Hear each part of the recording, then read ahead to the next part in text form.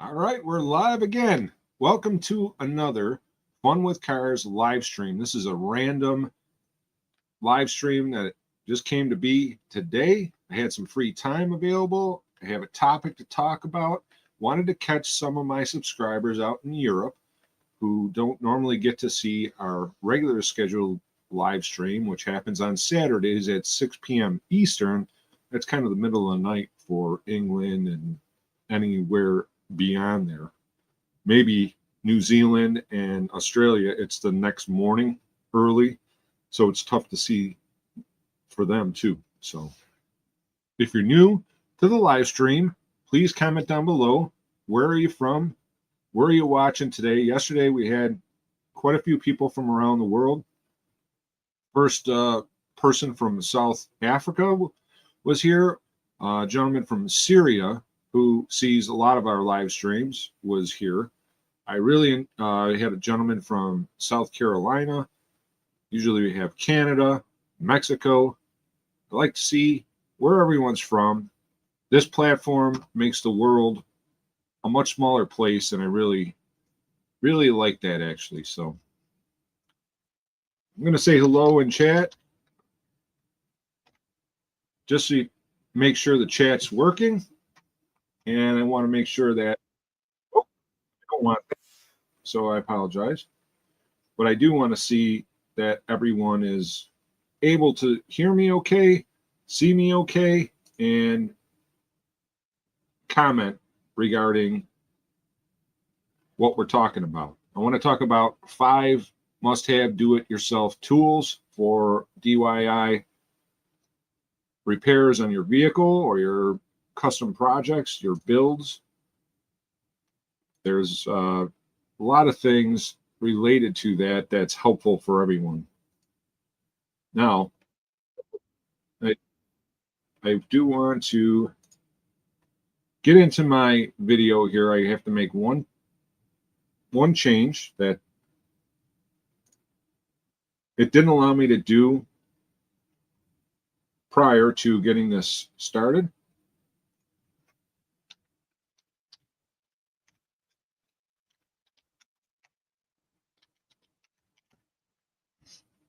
And I want to make sure that it's most visible on YouTube live stream. I video in the vertical format because YouTube promotes that. I just want to make sure that all the settings, because I use StreamYard, but a lot of the settings that are custom to the live stream don't come through when I do it through StreamYard for whatever reason. So bear with me just a couple seconds. Please comment down below where you're from. If you've never joined us before, please click like when you enter. That helps out the algorithm a little bit. And if there's anything else that you want to talk about, comment down below. Tell me where you live, that kind of stuff. I'm just setting up the live stream on YouTube itself so that it makes the most sense to everyone watching. And then I think YouTube puts it out to everyone so that they can easily see and join us.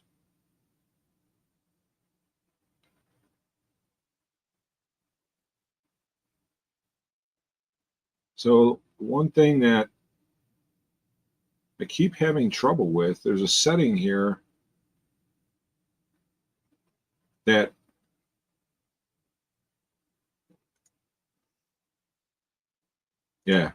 I can put in other contents that will help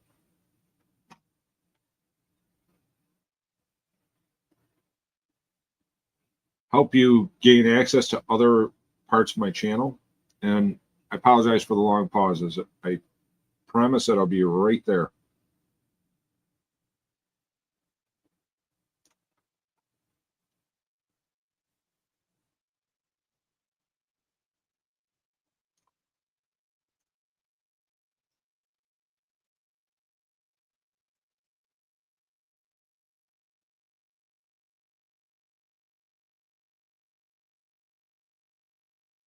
Bear with me. I don't know. The settings are not coming up even on YouTube for whatever reason.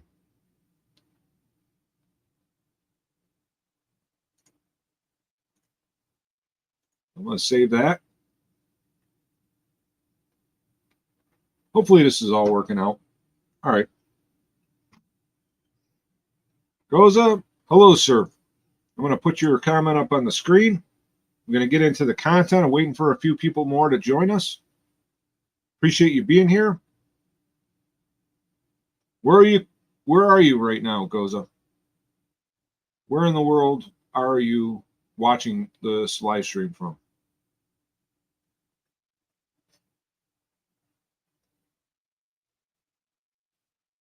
There may be a delay. We got 7 people watching. Please comment down below. Please click like. I'm going to start getting into, this is what we're going to cover today. I'm going to put this up here. So essentially 5 like must-have tools that we can. Hello, Carl. I don't know if that's a misprint or where, Carl, where are you located around the world? We're going to talk about 5 what I believe are must-have tools for DIY repairs in your home garage. If you're working on your cars that you drive or your project vehicles, I think that this is a pretty good standardized list of necessities for doing that.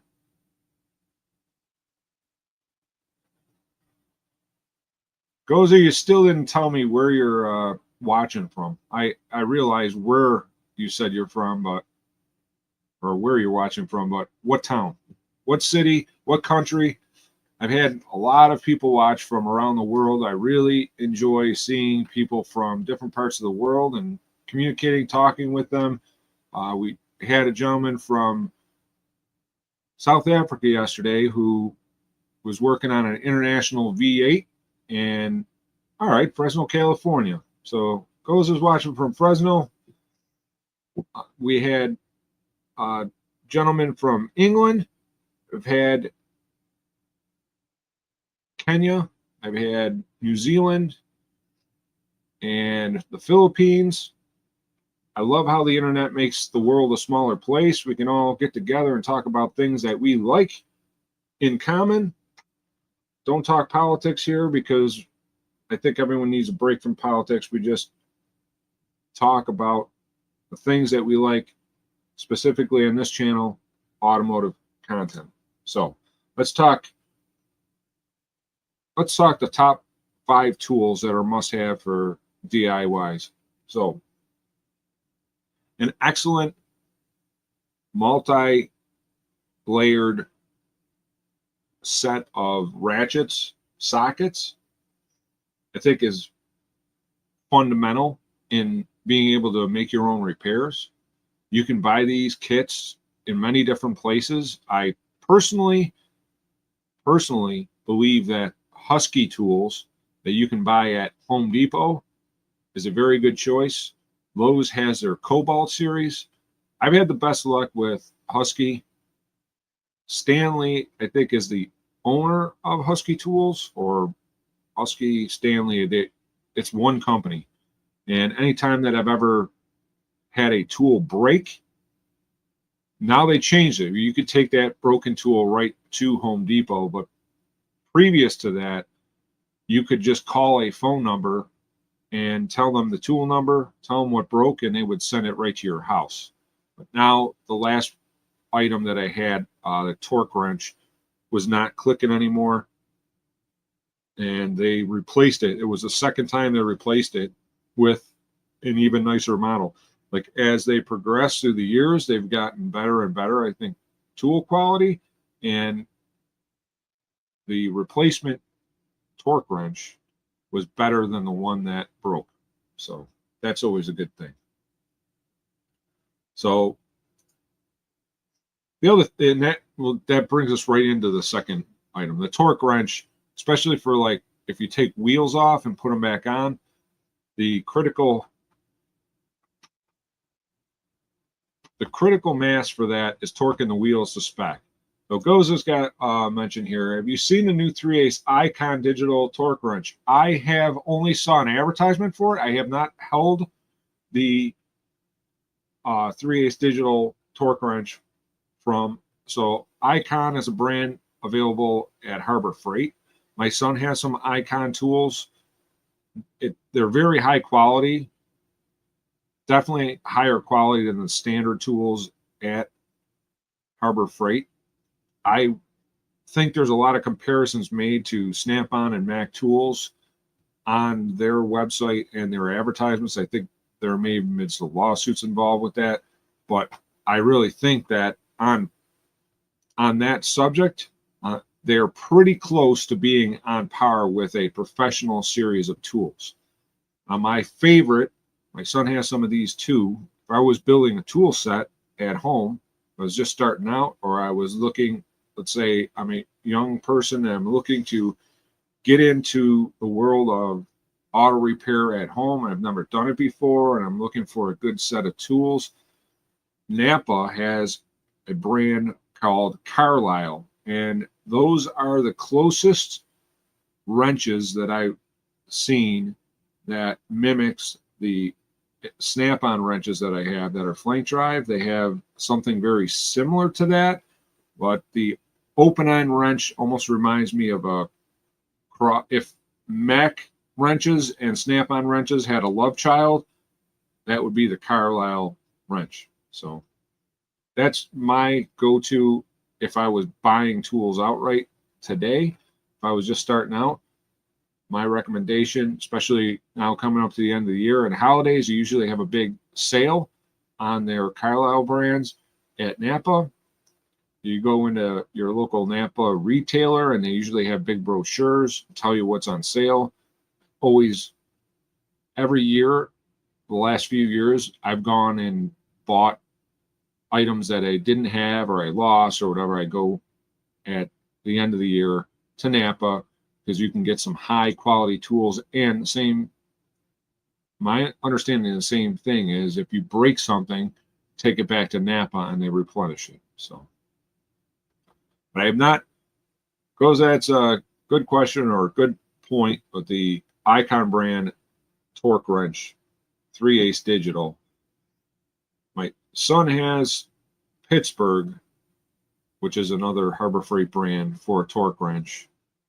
I'm not impartial to it. I don't think it's a bad choice, but the digital ones are kind of neat. And if you ever seen a digital torque wrench, when you apply pressure and it gets to the torque that you are looking for, it usually makes a beeping sound. Maybe a little bit more accurate than standard torque wrench. I have the clicker type. That's the Husky wrench that I got. And the other type is the beam style. That's old school. You got to watch those a little bit more, but it's not typically anything that I'm doing in the garage doesn't require something of that precision. All right, and Goza's got another point. The non-digital Icon torque wrench are good, not as expensive. Yeah, Pittsburgh definitely, there's a quality drop off, especially from the Icon brand to Pittsburgh tools. Pittsburgh I put on par with maybe what you could buy at Walmart. Forget, it's not Husky at Walmart. It's something similar to that. But those are the Pittsburgh are lower quality tools.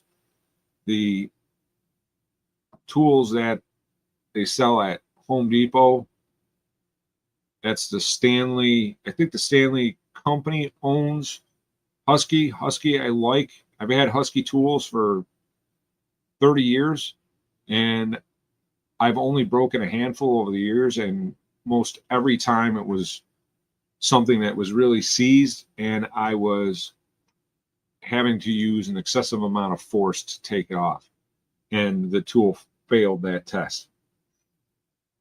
What kind of tools you guys use? Put them in the comments below. Please make sure you click the like button. We'll probably have more people join us. That's how the stream went yesterday as I was talking. more and more people joined, got to look at some different projects, and I like it. I think it's fun. We got Goza from Fresno, California. That's on the West Coast. West Coast, it's what, 11:15 there, Goza? I'm on the East Coast, it's 2:15 p.m. And there's a lot of good information that I've shared in this live stream, not this particular live stream, but in my live streams as I've done them, learned some things, and usually get people that bounce in and out from around the world. It's kind of fun. And some of the subscribers that I have in Europe from my Volvo and Jaguar content, they get a chance to join us because it's in the evening. They're getting ready for bed after a day of work, typically around this time. So that's why I try to do one of these randomly every once in a while. All right, so the other thing that's like a must-have for do-it-yourself at home, especially nowadays with OBD-II, is an OBD-II scanner. So you can buy a scan tool, even one that reads live data, so you can watch what, let's say what the temperature of the engine is or what the oil pressure is in digital format. You can read codes, clear codes. You can buy those fairly inexpensively. I want to say on average, you can get them on the low end around 15 bucks off like Amazon.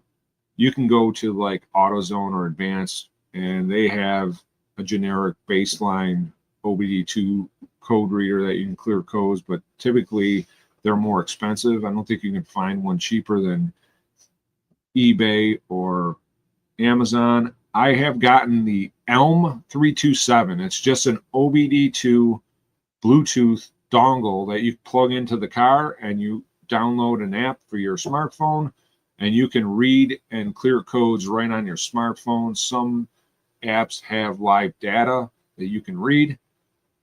They're really cheap. I once, this is years back, I know they're more expensive now. I think they were like $3 a piece. The shop that I was managing, I got every one of my technicians an OBD-II Bluetooth dongle so they could read and clear codes, even my advisors, so that if they had a customer come in, they could plug in and clear the code. Foxwell is a really good brand. I have a Foxwell. My buddy does too. He's got the tablet version that you can do programming with. I have a Foxwell, I forget the model, that you can program. It's handheld unit, and it can program modules. I was able to program the ABS module for my wife's Kia at the time, which I thought was pretty amazing. Bang for the buck, Foxwell is a very good too. I also have a Maxi Check, and my buddy's got a Maxi. That's the one that I was thinking is kind of like a tablet. That has a lot of features that my Foxwell doesn't, and my Maxi Check doesn't either. That company that manufactures those is the same company that makes them for Harbor Freight, but those are the Foxwells I like better. So I have a Foxwell. So I had the Maxi Check for about 10 years, and it was getting a little long in the tooth, and I'm like, well, I need to get something newer. And I researched, and I did go with the Foxwell also. That's definitely a good choice for OBD-II scanners.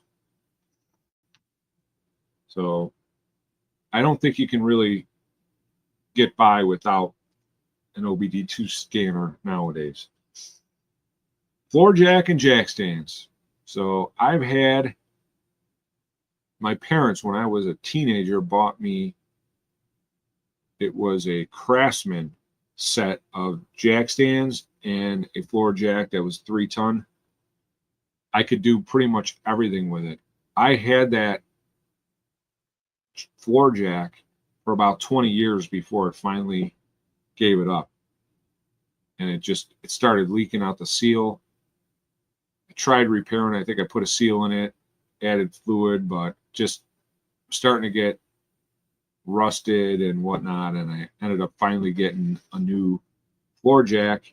And when I got a floor jack, I believe it was a Pittsburgh floor jack. My son got one. That's the one I use right now. It's a Pittsburgh. It makes this god-awful squeaking sound that I have tried everything to reduce. I'm sure there's a video out there somewhere with what causes that, because a lot of people use those floor jacks. It is the most obnoxious screech every time you pump the floor jack to jack a car up. It drives me absolutely bonkers. Daytona Super Duty, got it on sale. All right, yeah, so the Daytonas, that is a really nice brand at Harbor Freight for floor jack. Goes on. I appreciate you being here today, even though you were giving me some hard time in the beginning, because what you're saying is relevant. And the Daytona floor jack series, bang for the buck. I don't think you could buy a better floor jack for the money. And goes to saying that put it to max height and bleed it, and have the same problem. Oh yeah, you're right. To get the air out, if you get the fluid aerated, it gives you all kinds of trouble. Agree with that. Agree with that, 100%. All right, what else do we had? Last item I had for the 5 do-it-yourself tools that you need: multimeter. I have a Blue Point multimeter that I bought on a Snap-on truck 30 years ago that I still have, still works good. Digital display. You could test amperage, voltage, ohms, AC, DC, everything. It has served me very well. I've dropped the thing numerous times, I can't count, and it's still, so far, working good. They used to have freebies at Harbor Freight, and I have a funny story about that. One of the guys that I work with at the truck dealership, one of the techs, he always asked to borrow somebody's voltmeter because he didn't own one himself, and they kept telling him, you got to buy one, you got to buy one. And he's like, he never would buy one. So what I did when I went to Harbor Freight, I got a free multimeter and I gave it to him. I'm like, here, now you got a multimeter. Now you don't have to borrow anyone else's. And he's like, oh, thanks. The first time he goes to use it, there was something wrong with this particular meter, but he was diagnosing something, and he's like, I think this truck's got a bad alternator. And they're like, looking at it, it was showing like 22 volts when he was checking 12 volt electrical system at the charging rate.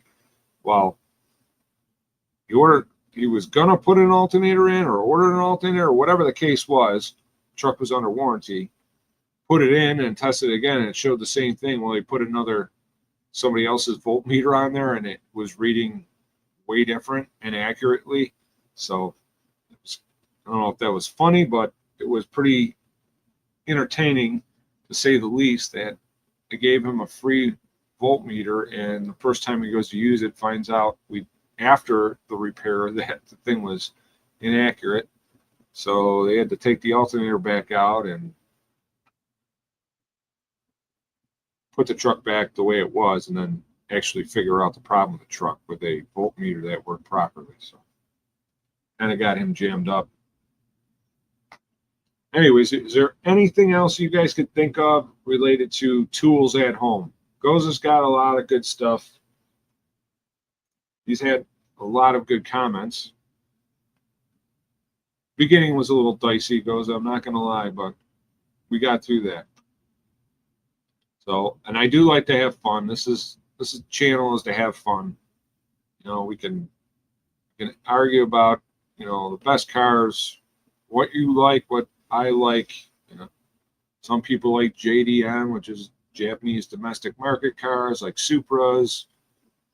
I like anything cheap. So if there's a category for cheap cars, that's the category I'm in, because I will buy and drive whatever as long as it's cheap.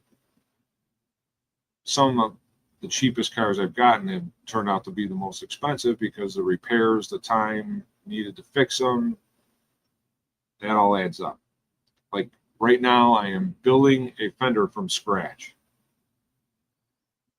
So Goza's got all the, well, you must like paint if you like German cars. I'll say that. I did work at a couple of German branded dealerships, and let's just say German engineers like to make things precise and complicated. I think almost to a fault. There was a video that I watched. I think the title was when a technician dates an engineer's daughter, and he's got a big following, and I forget his name, and I apologize. I think it's Rob or whatever, but he was diagnosing no fuel pressure, no fuel pump coming on. So he went to check the fuse, but I think he did it after he figured out that the fuse was good. But he wanted to just show everyone how well engineered the car was as an Audi. It's like, you know, normally if you have something go bad, the first thing you do is check the fuse, right? And then he lifts the hood and he's like, well, the fuse block says it's under the hood, right by the wipers. Well, that's weird. And then he has to take the whole wiper tray off, the wiper arms, everything, gets that all out of the way. And he's like, well, that can't be right. There's a washer bottle here. And he's like, it's only a couple bolts. So he takes the bolts out of the washer bottle, and right underneath the washer bottle is the engine ECU. And you can see it's all stained blue from people overflowing the washer fluid. He's like, well, that's a stupid place to put that. And then the next thing he does is take the ECU out of the way. He gets to the fuse block. There's a cage over the fuse. He takes the fuse cover off, drops the bolts. It was a whole long video on how ridiculous it was to check a fuse. And then he pulled the fuse out. Of course, the fuse is good, but he already knew that. He said, I just wanted to make a video to show everyone, if they tell you their Audi is so well engineered, send them his way, so it's kind of fun. Goza, what do you do? Are you retired? Are you off? Work second shift? Who else is here? We got a bunch of people watching, but I only got one. Actually, I had a second person actually comment in live, but nobody is in chat. Tell me where you are in the world. Goza's in Fresno, California. Ooh, I remember a girl from Fresno. So I'm in Western New York. Josh Allen, when he came to Buffalo, was dating Brittany Williams, and I thought she either went to Fresno or wherever. She was a good-looking girl. Good story about that when they came into the dealership. That was a good time. So Goes putting bigger turbos, water pump, and oil pan on a 335i. You have to drop the whole subframe.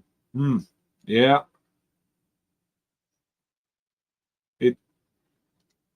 My favorite when I was at Porsche, guys would buy a 911 with the convertible top.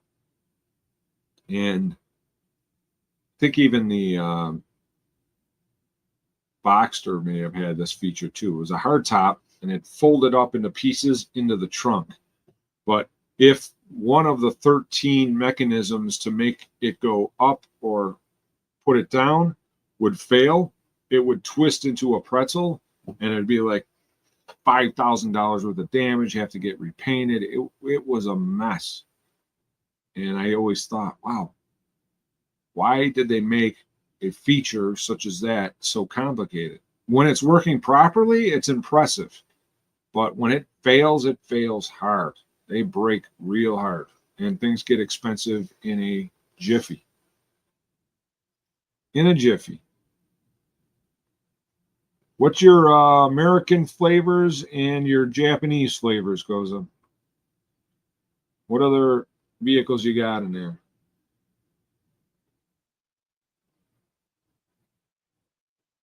We're on about 30 minutes. We're going to give it a few more minutes and then we'll bounce here. Just wanted to reach out. I have not gotten anyone from Europe yet. Usually yesterday I had about a few people that were in Europe, Africa. I've had people from around the world. I find it so amazing. All right, Goza's got a 3rd gen 4Runner and a Ford F-150. 4Runner is a pretty solid platform. I did work at Toyota for back in the 2004 range. My son works at a Toyota dealership in a detail department. It's a good product. Toyota's still, up until recently though, they had some problems with engines and whatnot. There's a big recall. And the Ford F-150, I was also the same dealership group that I worked for at Toyota. They had a Ford store, and I worked there. Actually, about a year and a half ago, I was there. And, well, my Ford days are not as good as others, but I had to do a head gasket job. What was MLS? MLS is a head gasket brand that was on the Runner or on the Ford or on the BMW, as they say in Germany. BMW. There's a bunch of other people watching this live stream. Jump in the chat, click the like button, say hi, tell me where you're from. I'd like to hear you. Comment down below, talk about your favorite cars. That's the fun thing about, I scared some away. I just watched the number drop down. So if you're not scared, come and say hi in live stream. Go into the live chat, come and say hello. I'm going to wrap it up in a little bit, unless a bunch of people start talking. I'm drinking my Waterloo seltzer water. Oh, you can't see it. Well, that's weird what the green screen does because the thing is green. That's cool. Look at that. Look at it. Fakes my t-shirt when I put it this way. What is the symbol behind it? See that? Is that a car? It's a car wheel. Oh, that's wild. When I put this up here, you can see the rest of the car.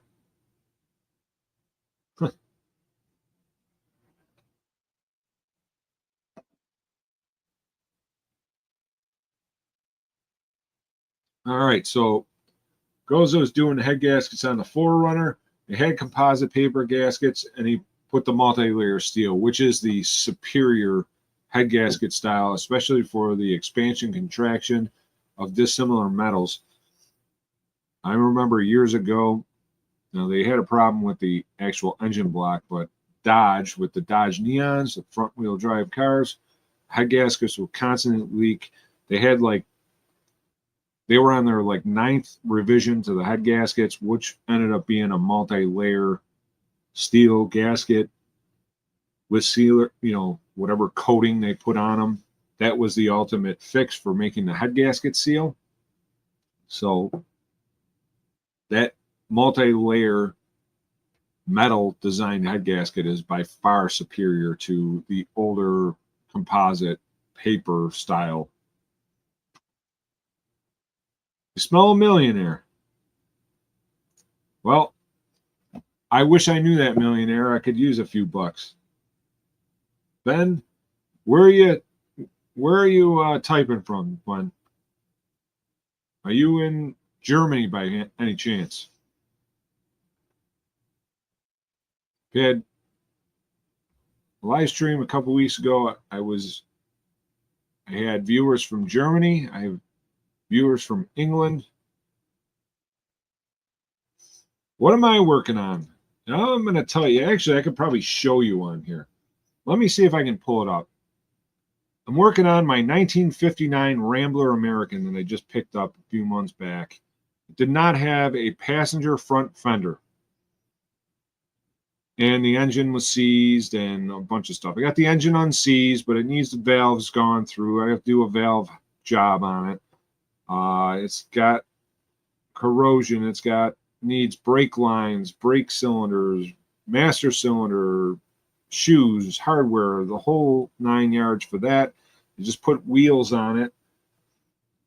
And I want to show you, if you don't mind. Well, this is not where I want to be. Show you the video that I made.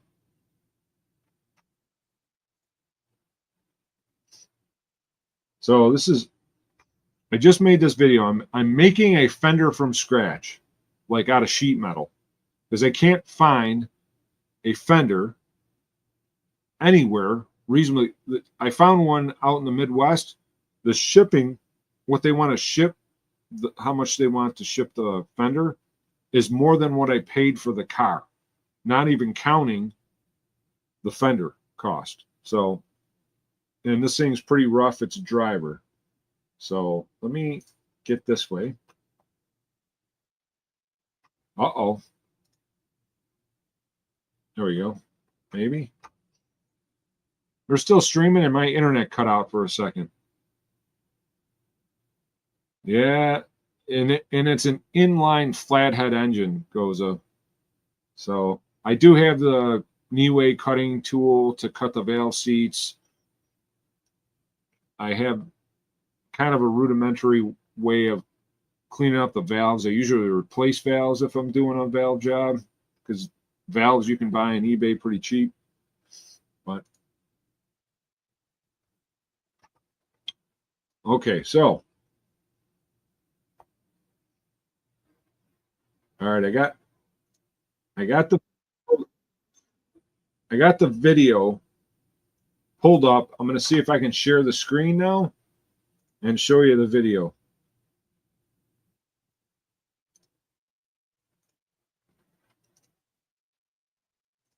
All right, you ready? So here we go. This is the fender that I'm making on.